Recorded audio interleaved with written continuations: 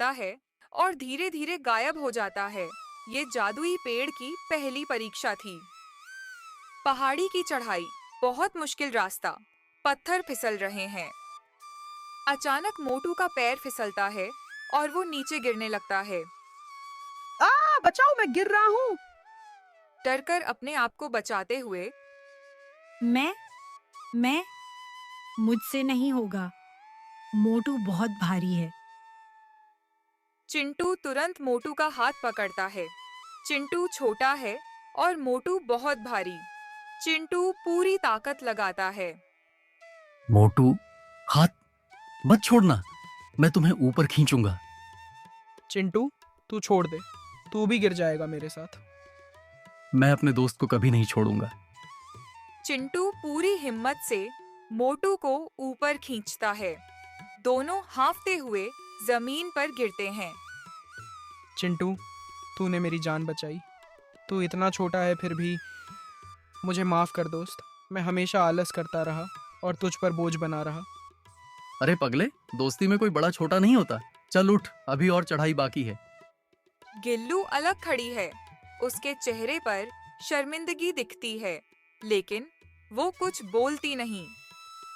पहाड़ी की छोटी चांदनी रात, पूर्णिमा का चांद, बीच में एक विशाल चमकता हुआ पेड़। आखिरकार तीनों दोस्त पहाड़ी की चोटी पर पहुंच गए और वहां उनकी आंखें चौंधिया गईं। सामने खड़ा था वो जादुई पेड़, सुनहरी रोशनी से चमकता हुआ, और उसकी सबसे ऊंची डाल पर लटक रहा था एक सुनहरा फल। वाह, ये तो सच में जादू ही है। अचानक पेड़ की आंखें खुलती हैं और वो बोलता है, गूंजती हुई आवाज।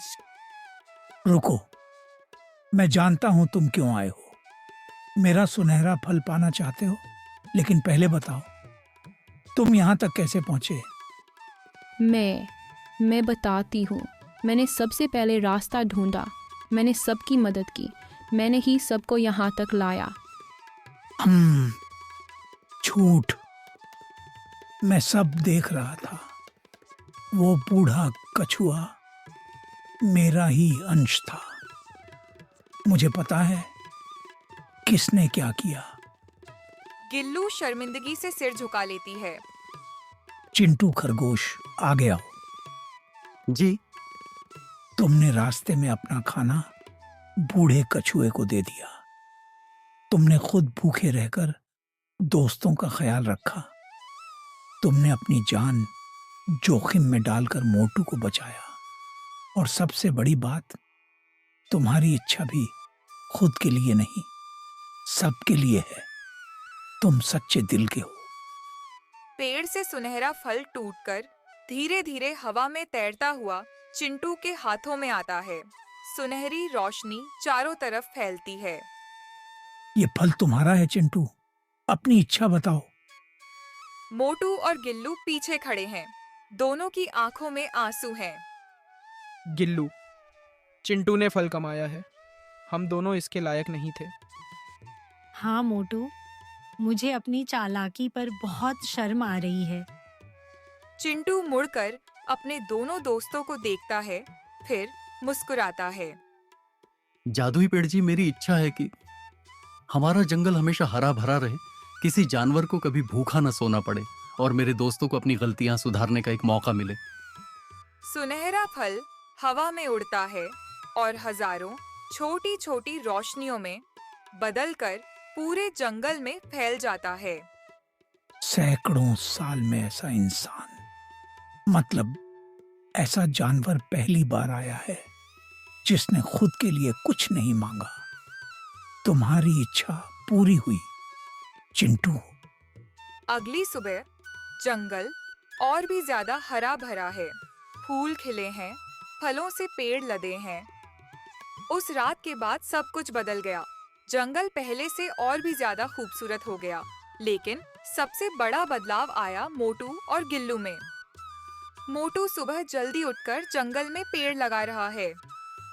आज मैंने 10 नए पेड़ लगाए, कल और लगाऊंगा। मेहनत में जो मजा है ना, वो आलस में कहाँ। गिल्लू दूसरे जानवरों को अखरोट बांट रही है। ये लो भैया, ये अखरोट मैंने खुद जमा किए हैं और ये तुम्हारे लिए। बांटने में जो खुशी है ना, वो चुराने में कभी नहीं मिल सकती। तीनों दोस्त एक पेड़ के नीचे बैठे हैं। शाम का सूरज डूब रहा है, सुनहरी रोशनी। चिंटू, तूने हमें सिखा दिया कि असली अमीरी पैसों में नहीं, अच्छे दिल में होती है। और मुझे सिखा दिया कि चालाकी से कभी सच्ची खुशी नहीं मिलती।